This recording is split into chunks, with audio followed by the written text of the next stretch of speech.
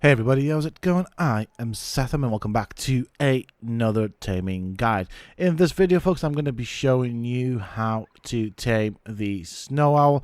So if you find this video informative and enjoy watching, please do not forget to support me in the channel by hitting that like button. Subscribe to the channel if you are new and haven't already. And if you have just subscribed, why not check out some of my other videos here on the channel? Who knows, you might just enjoy them. And remember to hit that bell icon so that you get notified when I upload new videos. Also, for those interested in hanging out with me, you can always find me on the Sethtopia Discord. Links to this, of course, can be found down below in the video's description as well as in a pinned comment.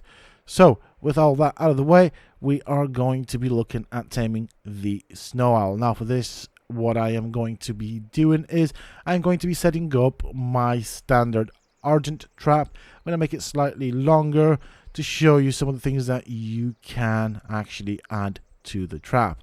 So what we will need for this, we will need some stone foundations, some door frames, some walls, maybe a door or two, and obviously some ceilings to close it off. We're going to go with this. Now you can make it as long as you want. I'm probably going to go around the size of 2 by 10 ish or 2 by 5 ish, something like that.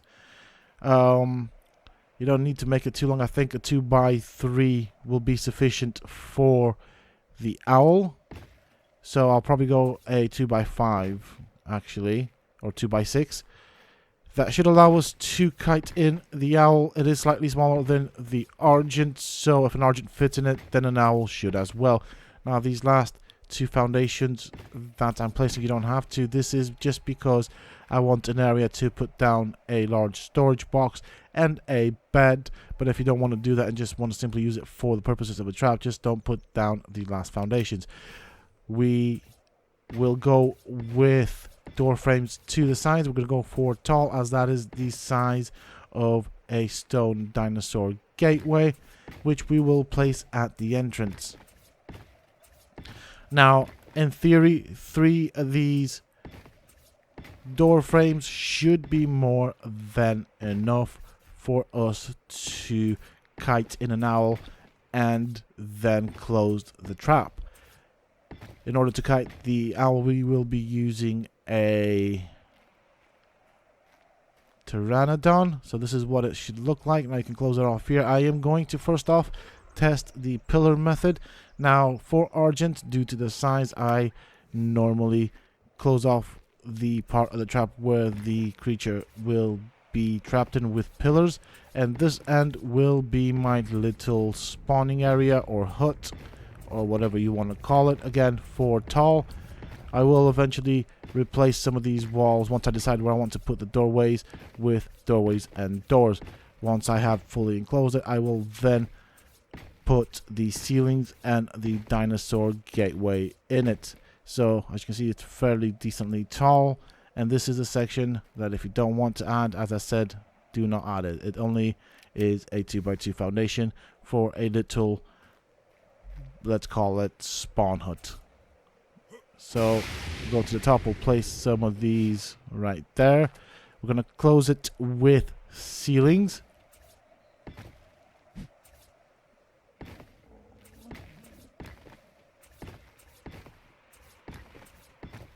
Alright, that is that done. At this end, we will put a dinosaur gateway when we are finished. So I can normally trank it from here if I want to. At least that is in theory, and that is how it works with the Argentavis. Once I put 2 pillars at the center of the last 2 foundations, normally Argents cannot get through. It is going to be interesting to see if an owl can get through, as it is slightly smaller, so it does depend on the size of their hitbox. If that does not work, what we can do, we can replace this with the door frames. And with that being said, I am certain that an owl should not be able to get through those door frames. Alright, let's close it off with the dinosaur gateway. It is a bit annoying that it does not snap, so I'm going to try and place it. I think I'm happy with that. That is it. Trap is now closed. So we'll do a practice run to show you guys what I'm going to attempt to do in this first run. Obviously the gates will be open. I fly through. land my Pteranodon just before the pillars, so somewhere on this side. And then obviously try and get out. So this is what it looks like completed. As you can see, we've got a storage box, a bed, 2 doors on either side. And we can always go in and out of many other door frames. So we've got quite a few entrances and exits. So let's go and get a snow owl and see how it fares. Okay, we have a snow owl following us.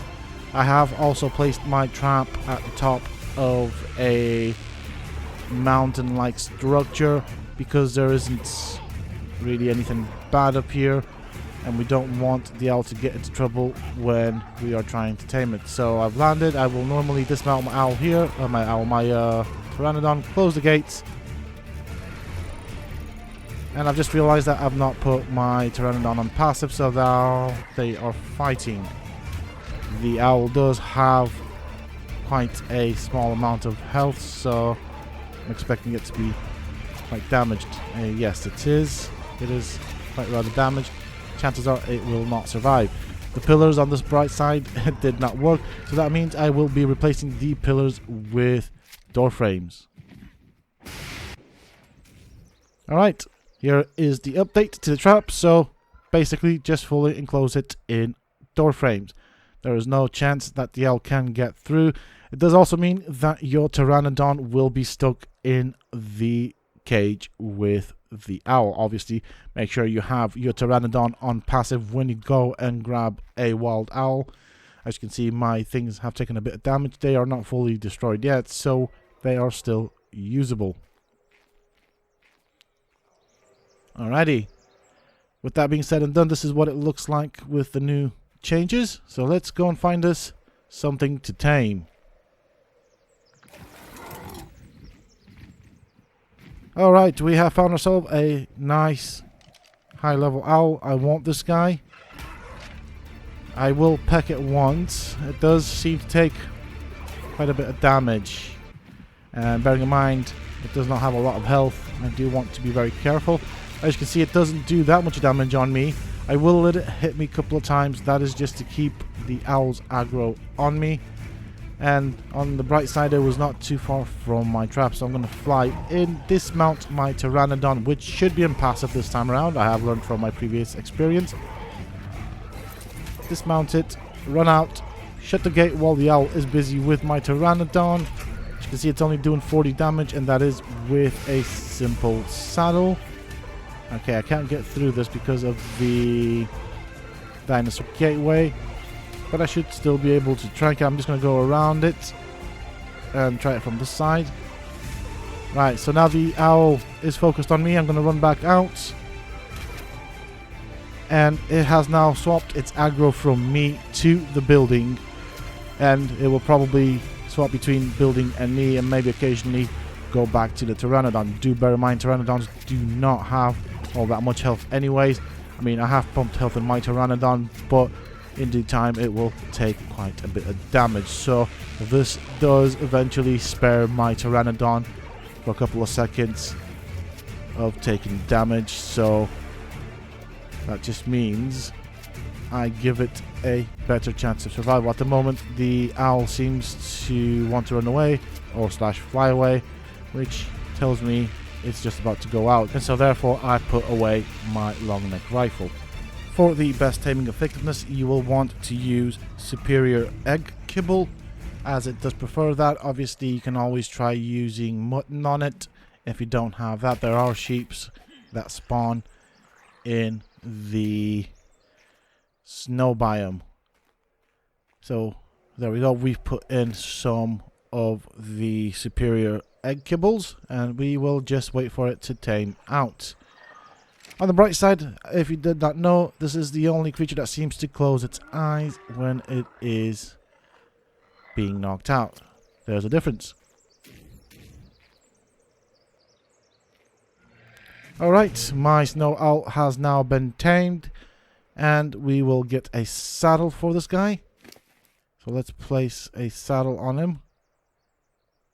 Like so. And to craft the saddle, you will need to be level 61. It is crafted in a smithy Argentavis saddle, thorny dragon saddle, tech replicator, and the beaver saddle. It will require 150 chitin or keratin, 185 fiber, and 350 hide. So there we go. I'm going to quickly show you what I just said before. It is not an expensive saddle to craft, but you do have to wait until level 61 to be able to ride one of these creatures. In terms of the abilities, it does have the heat vision, which allows you to see creatures in dark times. I do like that. Obviously, this ability will use stamina. It is a very nimble aerial creature. It does turn on the dime. It does also have a dive ability, and when it hits the ground, it does tend to freeze things. It can also freeze itself and heal, and also freeze creatures around it within a certain region. So it does have an AoE freeze. Now, hovering, it does look like it's about to fall on its back slightly, but overall an awesome looking creature. It does have a grab or attack. It does have a left click attack, which it can do in the air. It can also freeze and drop from the air, and it'll do this. It will freeze creatures around it. And one good thing about this owl is it does have a natural passive healing ability. So it does heal quite quickly. Whilst it does not have a lot of health, it is able to heal. That is the dive. And I do like the detail with the feathers. So let's give that another go. It can also do a dive and swoop, so it can fly quite fast if it wants to. Notice it doesn't take any damage, and boy do I love those those feathers. Yeah, so that is it for this awesome creature. That is how you tame them safely without losing your tame or putting yourself or your tame in danger. Now, I have built my trap on top of a cliff-like mountain, and as you see, there aren't very many bad creatures up here. That is it for this video, folks. I do hope that you have enjoyed it and found the video useful and informative. If you have, please do not forget to support me and the channel by hitting that like button. Subscribe to the channel if you are new and haven't already for more similar content from myself. And if you have just subscribed, why not check out some of my other videos here on this channel? Who knows, you might just enjoy them. I will also be covering games such as Fallout 76 for those that are interested, so go and check those out. Also, for those interested, you can always find me on the Sethtopia Discord. Links to this, of course, can be found down below in the video's description, as well as in a pinned comment from myself. And until next time, stay safe, folks.